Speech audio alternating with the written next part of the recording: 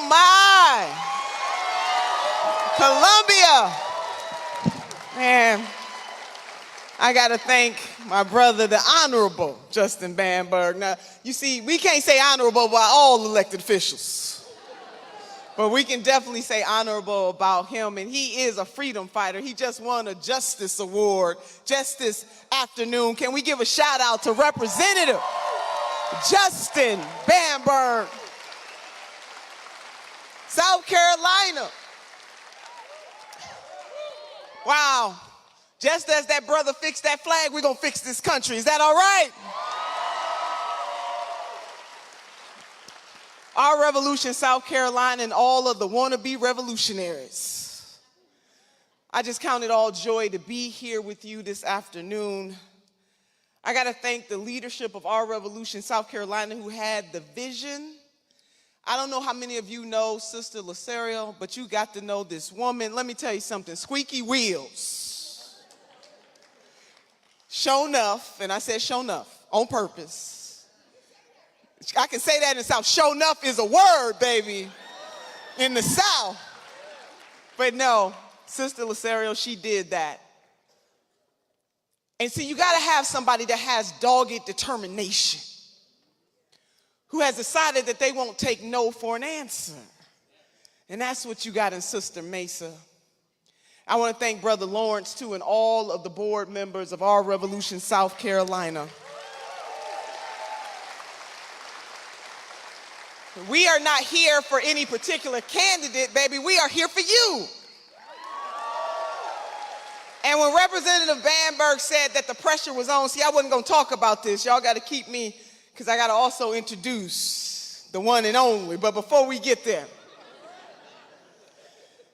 you know, it just amazes me how people can, you know, talk that smack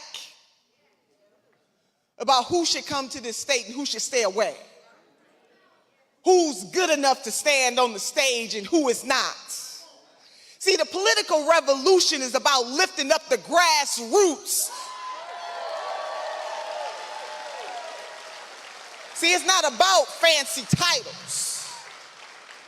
It's not just about standing on stages with folks who want to get elected to office. See, all of that stuff is real good. Titles are good, but purpose is better. So South Carolina, I am here to declare that we are here because you are here. I want them to quote a sister on that. But meanwhile, back at the range, let me because Representative Bamberg got me all, I wasn't gonna say nothing about that. But the very folks talking trash ain't gonna get out there and do nothing for the people. But anyway, man, it is an honor and a pleasure to be here, South Carolina. It really is. And I do want you to know that we are in a moment of transcendence. And in order to understand transcendence, you got to go deep. See, this ain't a superficial thing. To try to transform a nation, to try to make crooked paths straight, requires us to get comfortable with being uncomfortable.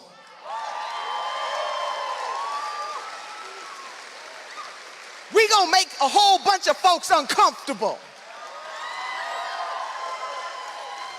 Because see, this thing is not about political affiliation. Everything is not about political affiliation. I don't know how many folks get up every morning and say, I'm a Democrat today, or I'm a Republican today. What we say is that we make up the mosaic of humanity today. Today. This is about transcendence. And the only way, sisters and brothers, can I just make it real for you? Because see, this mission that we are on, this journey that we are on, it's too important, it's too deep to be trivialized based on some political affiliation. When people are hungry at night, they don't wonder whether or not they're Democrat or Republican. If you needed a blood transfusion, you wouldn't worry about the person that's giving you the transfusion, whether or not they are Republican or a Democrat. If you needed an organ transplant, my political affiliation is not going to sway whether or not you're going to take What you need to survive this moment is about transcendence. And we are the people who can do it. And so I want us to leave this social justice conference that our revolution has pulled together, and all of you who are here this afternoon, coming through the highways and the byways, the mosaic of humanity of this great state. I want you to remember Mother Emanuel in 2015. That we are here together to do a thing that is bigger and greater than what is normally done. Because you see, sisters and brothers, our mission is so high, we can't get over it. And it is so low, we can't get under it. And it is so wide, we cannot get around it. It is about you and you and you. It is about people who hold our power. But the power belongs to you. It doesn't belong to them. It belongs to you. So I got to come on down here with the people. I got to be with the people. This is about you. This is about you. And see, we ain't gonna let the folks who can't get it done get in the way of those of us who can get it done. That's gay, that's straight, that's Jew, that's Gentile, Buddhist, no religion. We the people, we will make crooked paths straight.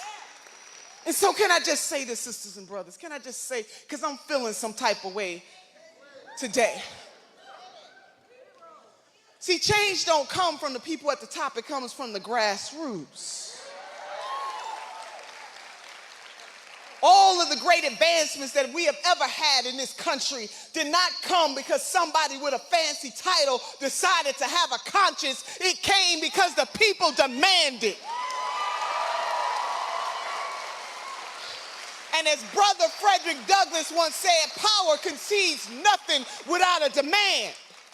Now I'm going to say something, sisters, but we cannot sit idly by in a democracy. You can't sit by and wait and wonder whether somebody else is going to do what you are supposed to be doing. Many hands make for light work. And so we need the hands of the people. So South Carolina, I believe in you.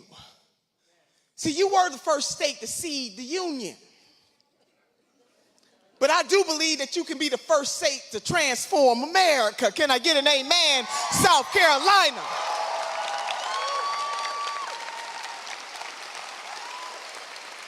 Okay, so a sister left her notes on I'm just speaking from the heart right now.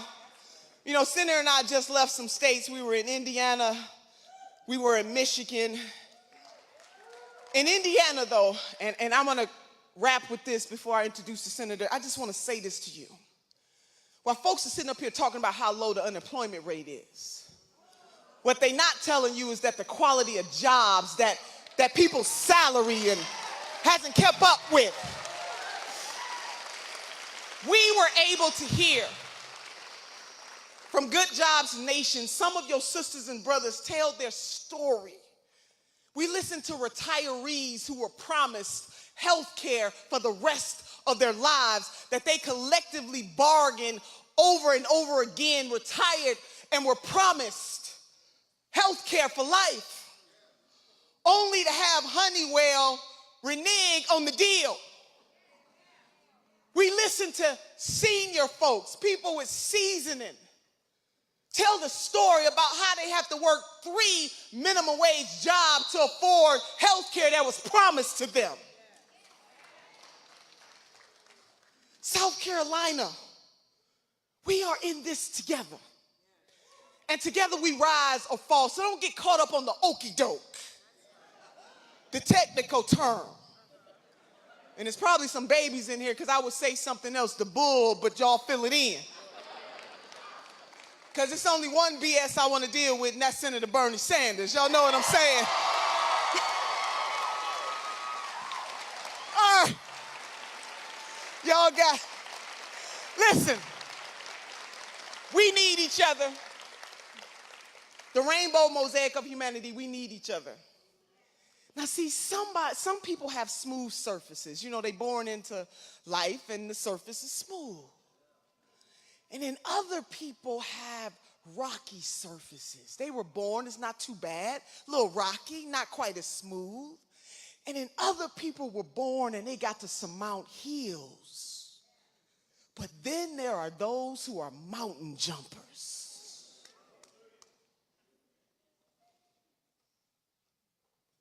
No matter whether our surface was smooth, rocky, a hill, or a mountain, what is the most important thing in South Carolina, and dare I say the United States of America, is that we get understanding one to another and that we understand each other's pain. Because some folks have to jump mountains while other people got a smooth surface.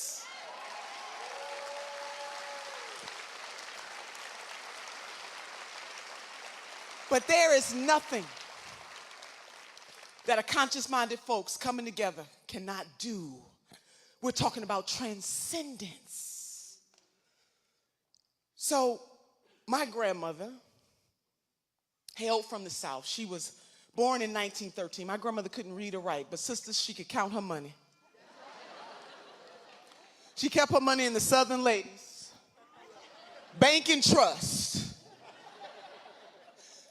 When I asked my grandmother, what does it take to be successful in life, she said, my dear granddaughter, all you need are the three bones. The wishbone, the jawbone, and the backbone.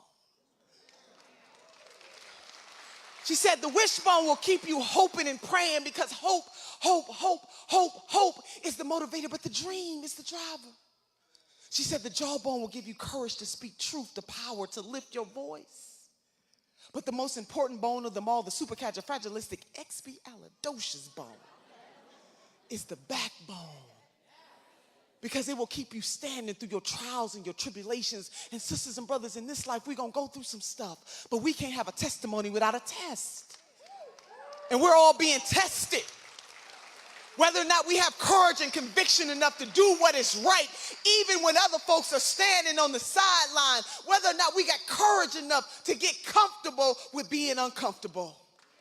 South Carolina, I know somebody who has lived his life even before the elected ministry as a young man. See, people want to say that your history doesn't matter, but oh no, scripture in the Christian Bible, if I might, because I am a preacher's kid, said that you will know the tree by the fruit that it bears.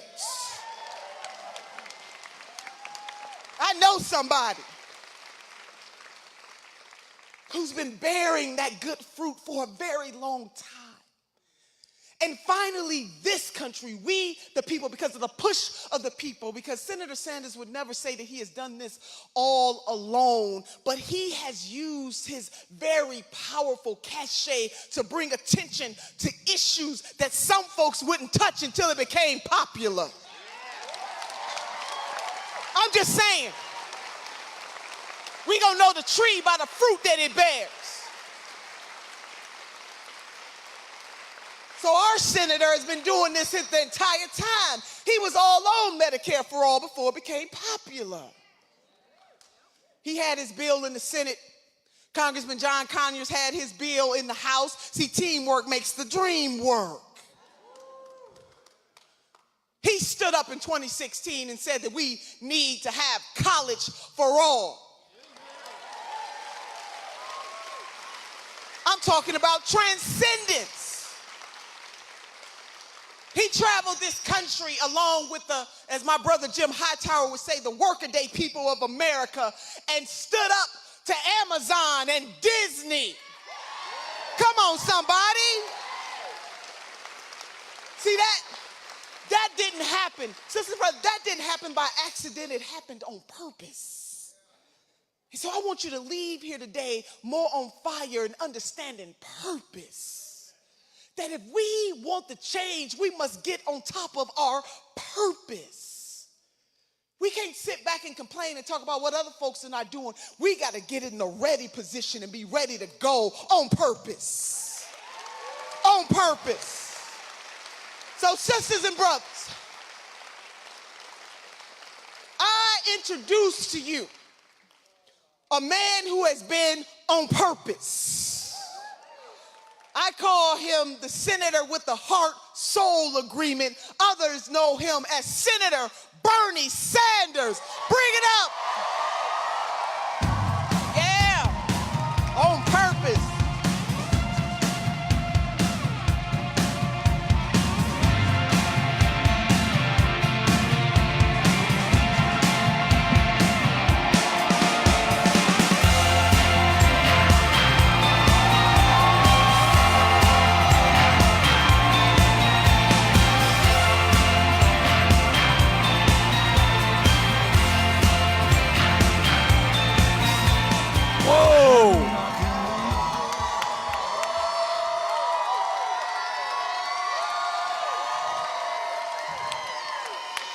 Thank you. It's a great turnout. It's kind of funny. I was told that there were no progressives in South Carolina. And I was told that nobody would come out to a meeting like this. Thank you all very much for being here.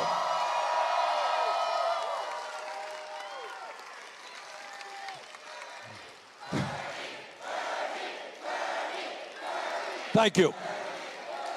I don't know where Nina went, but where's Nina? Nina, you still here? Come on out again. Now there are a lot of people all over this country doing great work, but there is nobody that I know who is doing more important work than Nina Turnup and our revolution.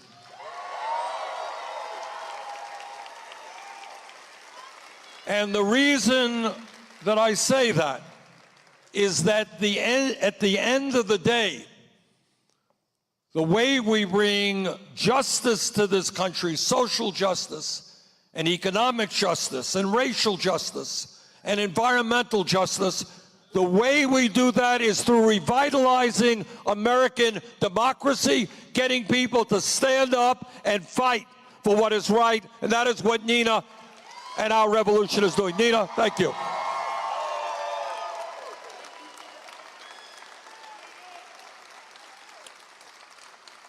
And I want to also, being back here in South Carolina, I want to say a very personal word of thanks, not only to all of you, but to a handful of leaders who in 2016 had the courage to stand with me in our presidential campaign. And that was no easy task, because everybody knew this was a state we were not going to do well in. But these are folks, and when we came here, to be very honest with you, we knew virtually nobody. But these are folks who, because they believed in justice and believe in justice, had enormous courage, took on the political establishment of the state. And I just want to thank, I don't know if they're still here, Representative Terry Alexander. Terry, you here?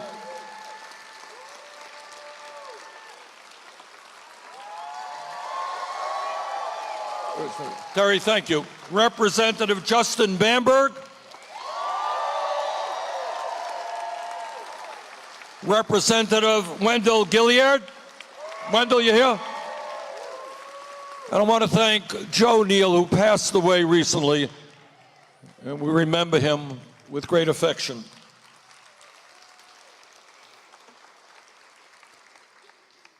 Now, what our revolution is about is doing something that is desperately needed in this country. And let me say a word about the origin of our revolution, how it came about. At the end of the 2016 primary campaign, we had to make a decision. We said, okay, we did a lot better than most people thought we would do. We ended up winning 22 states, taking on the entire Democratic establishment. We ended up getting over 13 million votes. And maybe most importantly for the future of our movement in the country, we ended up winning more votes from young people than Clinton and Trump combined.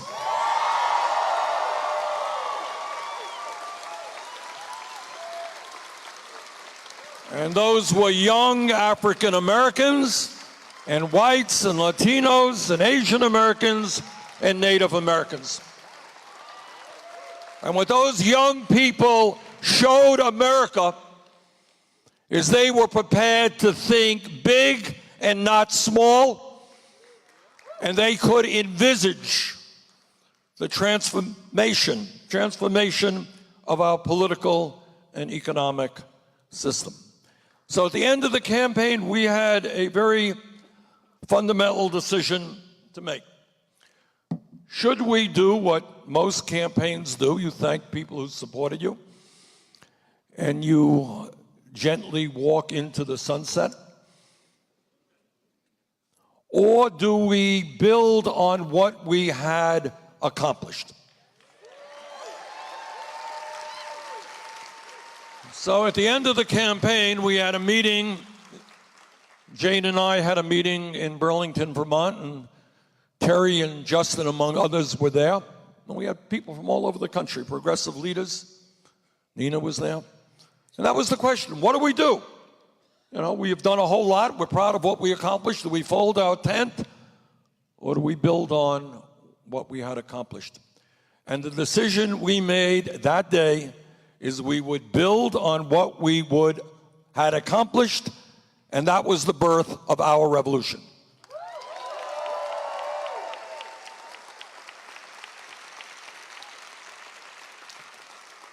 And the first leader we had who did a great job, Jeff Weaver, and then Jeff was followed a year later by Nina Turner.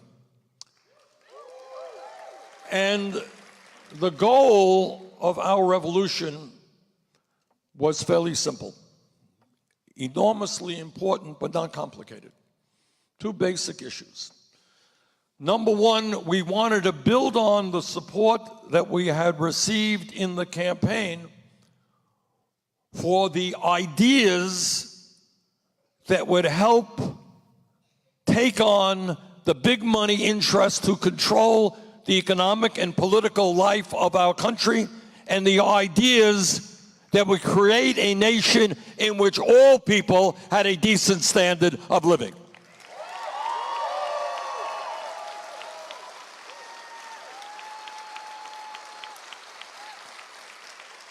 And the second component of what our revolution was and is about is the understanding is you can have all the great ideas you want. We could sit here for hours and agree about all the things we want to see America do, but it doesn't matter unless we elect people to implement those ideas. So those were the two components of what our revolution was about. And let me tell you that in the last 2 years, we have succeeded beyond my wildest imagination.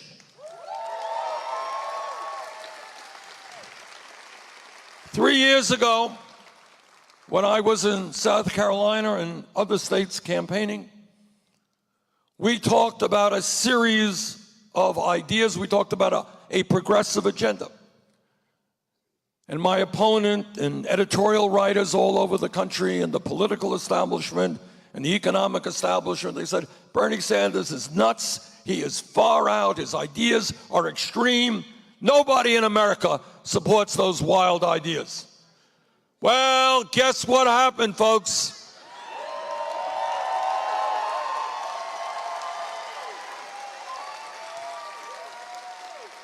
Three years have come and gone, and those ideas that were seen to be radical and extreme 3 years ago are today mainstream, supported by the vast majority of the American people.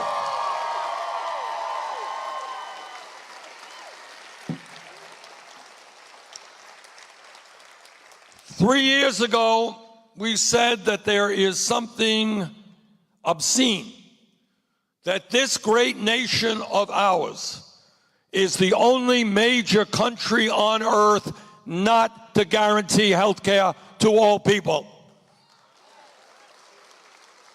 And what we said, which then was considered a radical idea, but not so radical today, is that health care is a right, not a privilege.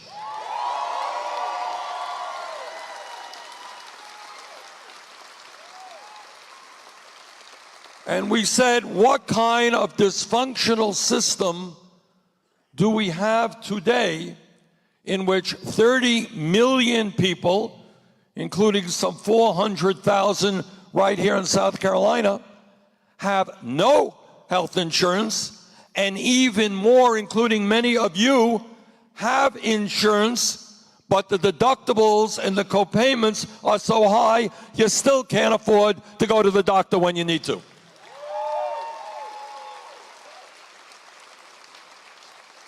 What kind of dysfunctional system is it when here in the United States we pay by far the highest prices in the world for prescription drugs, so that a handful of drug companies can make billions of dollars in profit, while 1 out of 5 Americans cannot afford the prescriptions their doctors write?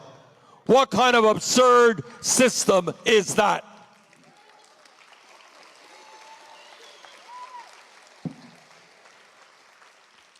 So what we said is, we got a program in the United States which is popular. It's working pretty well. But it only applies to people 65 or older, and that's Medicare. And we said, let us expand the Medicare program to every man, woman, and child in this country through a Medicare For All single-payer program.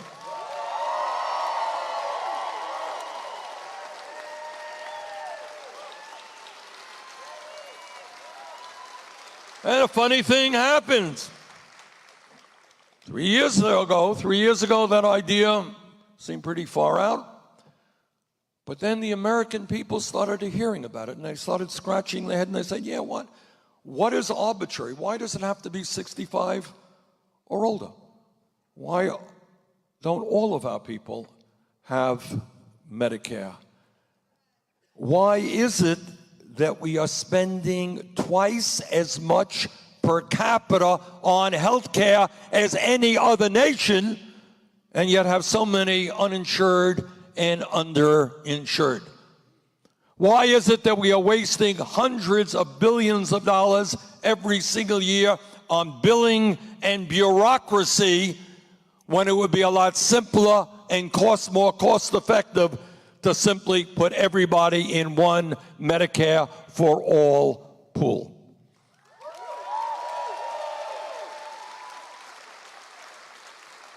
And then we began to see more and more people saying, yeah, that's a good idea. And I want you all to know that the reason that Trump and Republicans are fighting us with ugly, dishonest TV ads and all kinds of tweets is they understand that in the last poll that was published, a Reuters poll, I think about 2 months ago, 70% of the American people now support Medicare For All single payer.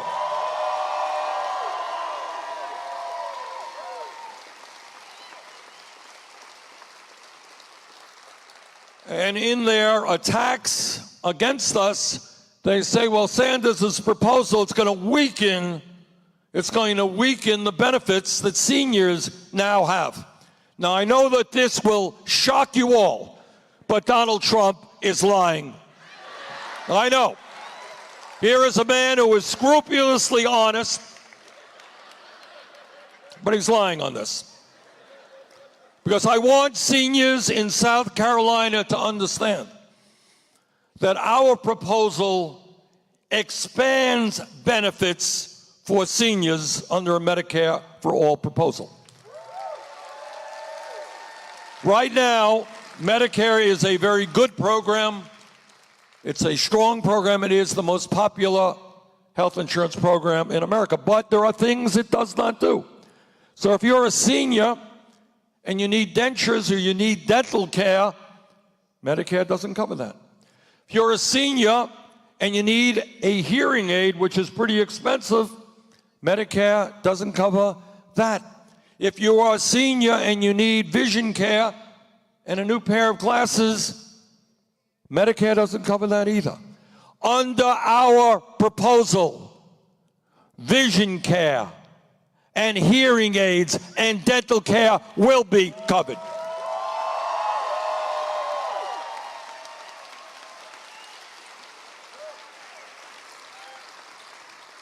And then Trump and his friends, after giving $1 trillion in tax breaks to the top 1%, I guess we don't have too many billionaires here this afternoon. Trump and his friends, well, Bernie's proposal is just too expensive. And they had this Koch brothers funded organization. They had this institute, the Mercatus Institute. They did a study, and the theory behind the study was going to make us look bad. So they did the study, and they found, not surprisingly, that Medicare for All over a 10-year period is going to cost a lot of money. Of course it will.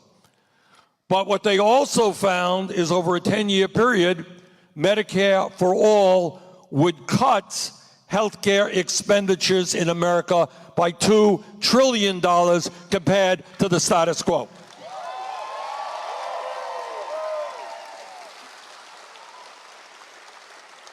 And Trump and his friends, they say, oh, Bernie wants to raise your taxes.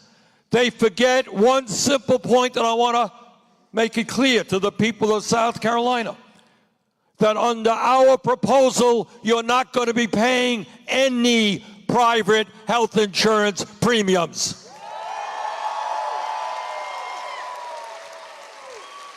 You're not going to be paying any deductibles, any co-payments.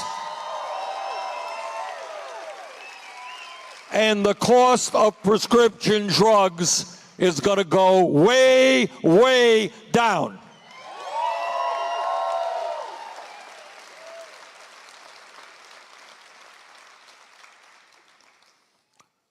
So the reason our Republican friends are getting nervous is the American people are garnering up the courage to stand up to the insurance companies, stand up to the drug companies, and make it clear that in America, the function of health care is to provide quality care to all, not to make tens of billions in profits for the pharmaceutical industry and the insurance industry.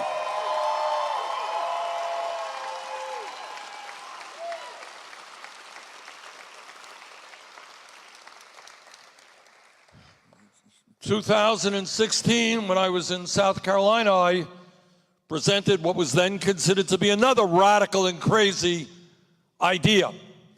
I said that in the richest country in the history of the world, people who work 40 hours a week, whether they're in Vermont or in South Carolina, should not be living in poverty.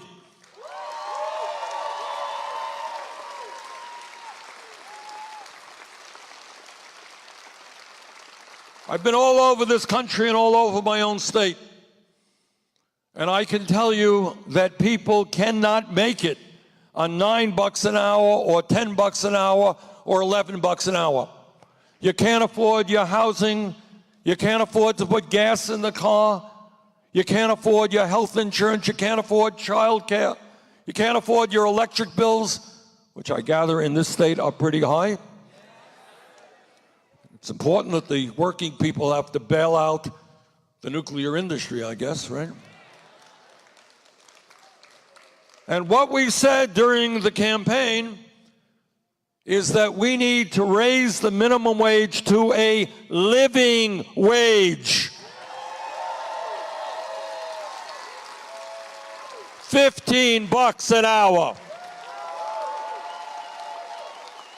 Oh, Bernie, it's too radical. You want to double the minimum wage.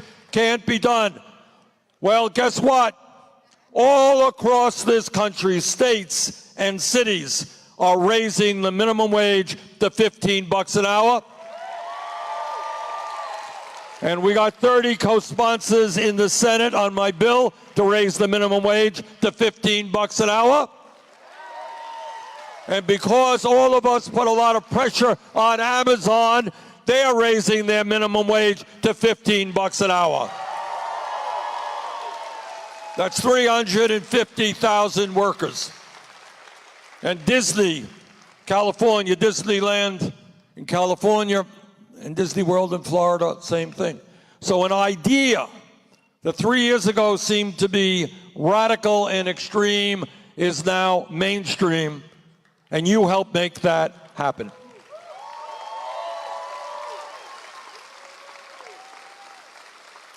Three years ago, he came up with another outlandish idea, really, really nutty idea. We said that in this moment in history, when most of the new jobs being created require a higher education, when we are competing in a very difficult global economy, we said that public colleges and universities should be tuition free.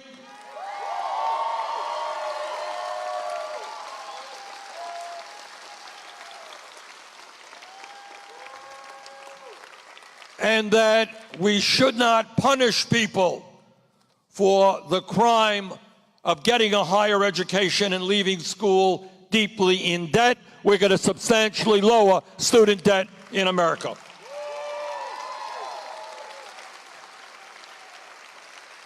Well, guess what's happening? All over the country, states, communities are moving in that direction. What seemed to be a radical idea a few years ago, not so radical today.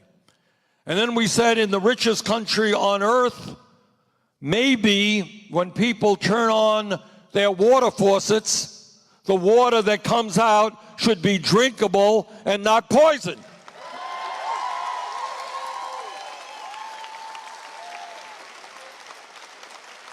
Well, it started in Flint, Michigan, where the country was shocked that children were being poisoned. Turns out Flint, Michigan is not the only community. And what we said is that in America, we have to rebuild our crumbling infrastructure. That is our water systems, our wastewater plants, our roads, and our bridges, and put millions of people back to work at good-paying jobs.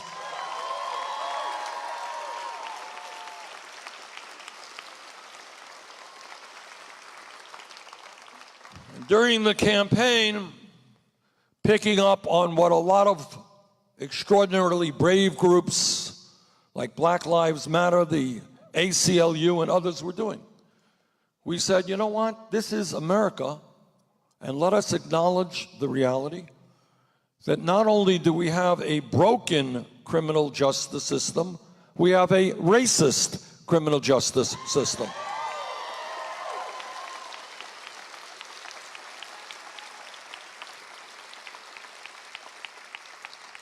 And during the campaign, we talked about the failures of the so-called war on drugs, where millions of people have been arrested, have had their lives destroyed for the crime of possessing marijuana.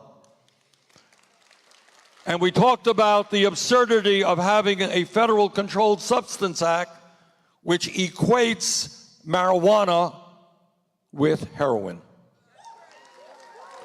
Well, guess what is happening? All across the country, people are saying, wait a minute, this is America? We should not have more people in jail, disproportionately African American, Latino, Native American. We should not have more people in jail, 2 million people, than any other country on earth. And we need some serious movement toward criminal justice. And I want to bring you some really good news. We got a long way to go. I don't want to suggest otherwise. But right now, around this country, prosecutors and district attorneys are being elected with the understanding that their job is not to lock up more people, but to reduce the prison population.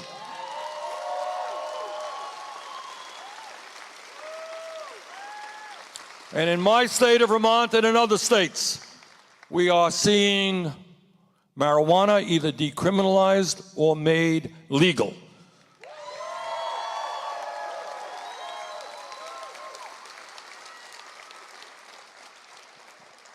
And as part of criminal justice reform, we could spend hours just talking about our broken criminal justice system. But one part of it that doesn't get a whole lot of attention, and I must tell you that I was not fully aware of it until a year ago or so.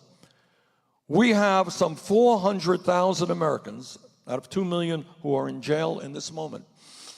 And you know what their crime is? Their crime is that they are poor and cannot afford bail. Do you know that?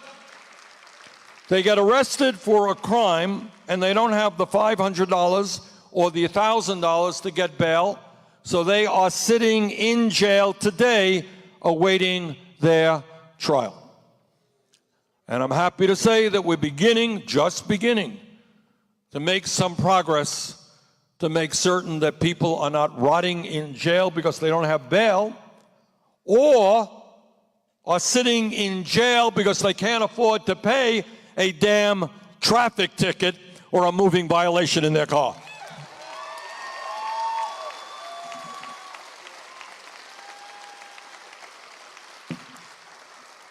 Some of us had believed that debtor's prison was what Charles Dickens wrote about 150 years ago. Well, we still got them in America today, and our job is to end that terrible act of injustice.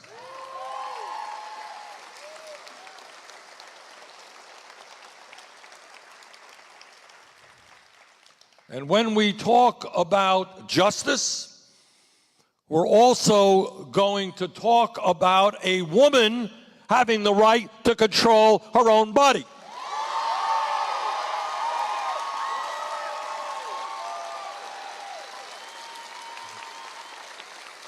You know, I always find it ironic that many of my conservative colleagues, they give these great speeches and they say, we hate big government. We want to get the government out of your life. If you want to pollute a river, or if you want to abuse a worker, government has no right to get involved. That's your business. But somehow, on the most personal and difficult decisions a woman has to make or may have to make, they think that state and federal government should be involved in that decision. How hypocritical can you be?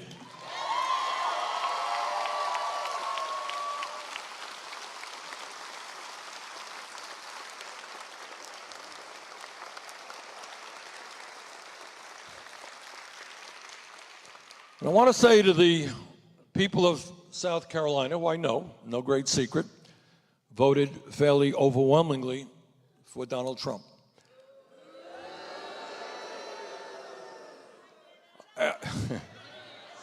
I didn't say everybody did. I said majority did. What I want to say is, and again, I say this with no joy in my heart, because I say it all the time, and it's not, I am not the world's most partisan person. I don't go around beating up my opponents or criticizing them day and night. But what is an embarrassment to me, and I think an embarrassment to the good people of South Carolina and Vermont and every other state in this country, is that we have a president who is a pathological liar. You know, and I'm not just here to say that. You know, there's no politician in history who doesn't stretch the truth in order to make his or her point. That's kind of politics. But we have never had a president who lies all of the time. And it is quite possible that he doesn't even know the difference. between the truth and a lie.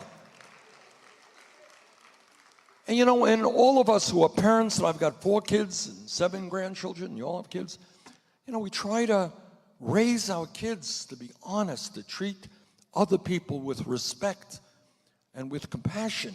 And what kind of terrible example, regardless of your political views, doesn't matter whether you're conservative or progressive, you want your kids to be honest and decent.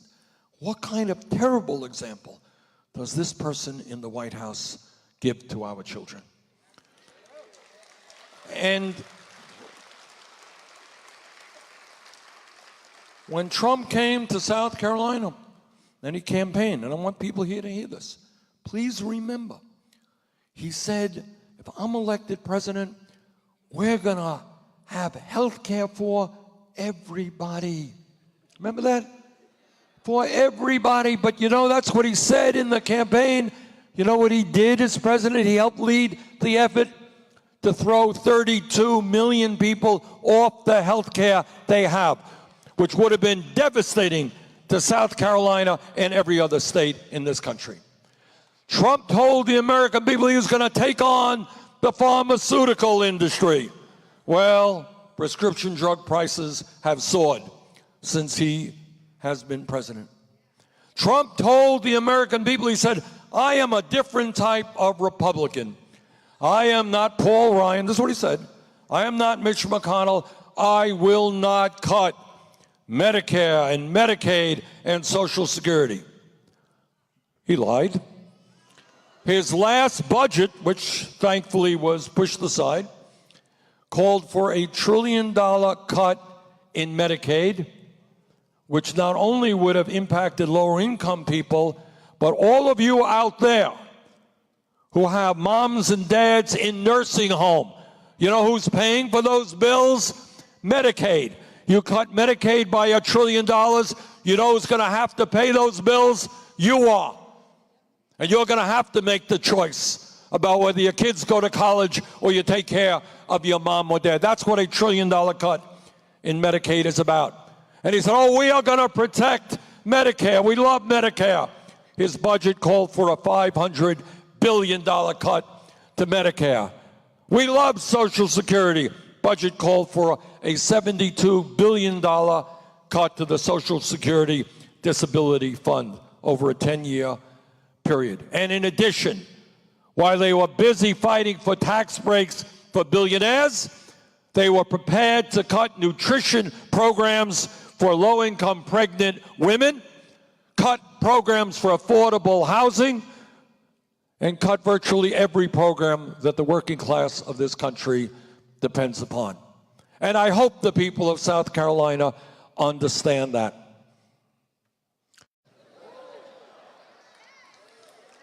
It is no secret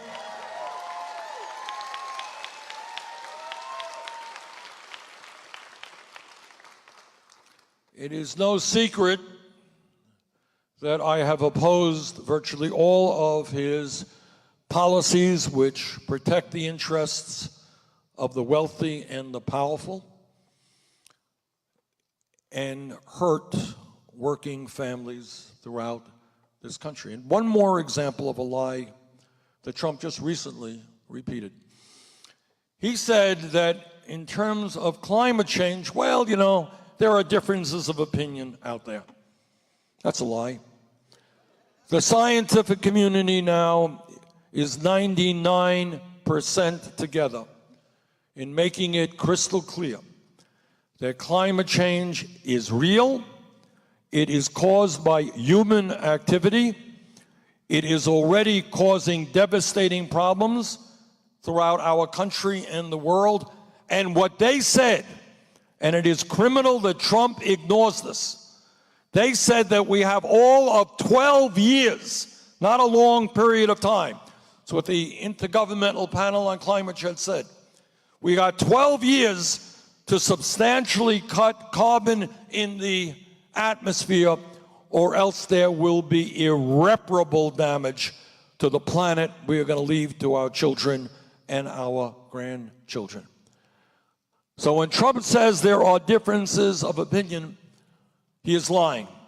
And all that he is doing is standing with the fossil fuel industry in their efforts to make short-term profits rather than worrying about the future of this planet, and that is a disgrace and unforgivable.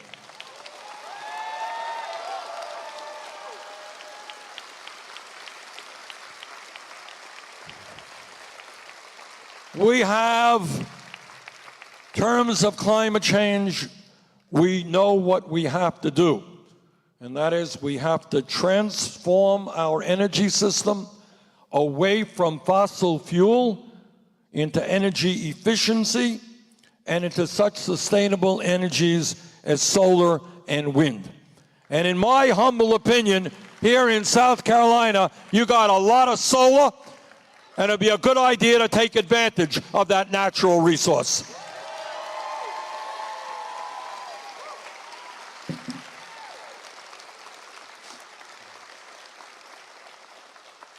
Now, I have disagreed with Trump on virtually all of his policies, but there's one area which goes beyond a disagreement. It goes to the core of who we are as a country and what our history is about and where we have got to go in the future. It really is about what our values in the deepest sense are. Generally speaking, throughout the history of this country, there are exceptions, but generally speaking, presidents of the United States, whether they were liberal or conservative, understood that a major responsibility of the President of the United States is to bring people together as one nation.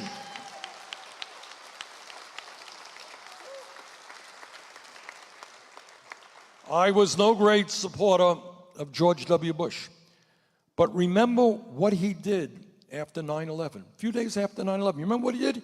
He went to a mosque. And the point that he made is terrorists attacked the United States, not the Muslim people. And this was from a conservative president, and he did the right thing. But today we have a president who, for cheap political gain, or he perceives political gain, is trying to divide us up by the color of our skin, by our gender, by where we were born, by our sexual orientation, or by the religion that we practice. It is an absolute disgrace that we have a president who should understand the history of discrimination in this country, going way back to when the settlers first came to this country and the terrible things they did to Native Americans, the history of slavery and Jim Crow and segregation.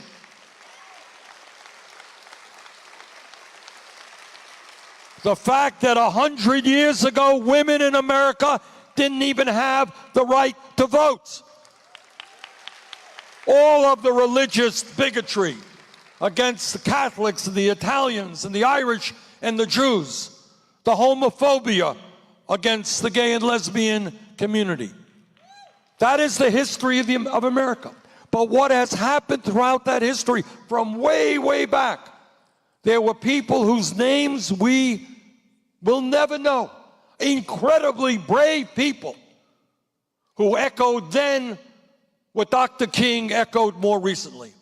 And that is that we do not judge people based on the color of their skin or where they come from or what their religion is.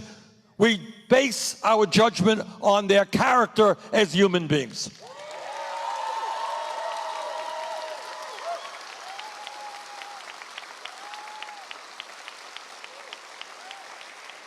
So I say to President Trump, this country has struggled for too many years, for too many centuries, in combating racism and sexism and homophobia and xenophobia.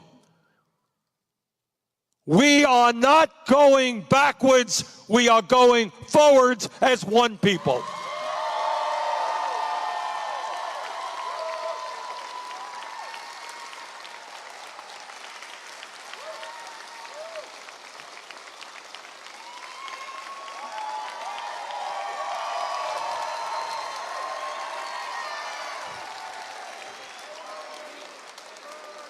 Now, I know that in South Carolina, you have a tough road ahead of you. But mark my words, the day is going to come sooner than later when people, white and black and Latino, are going to stand together in demanding health care for all of our people, in demanding decent wages for all of our people,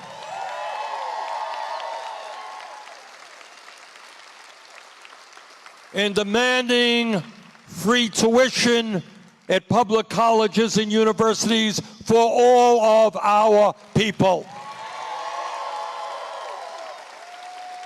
Now, we understand that many in the Republican leadership are working overtime trying to divide us up.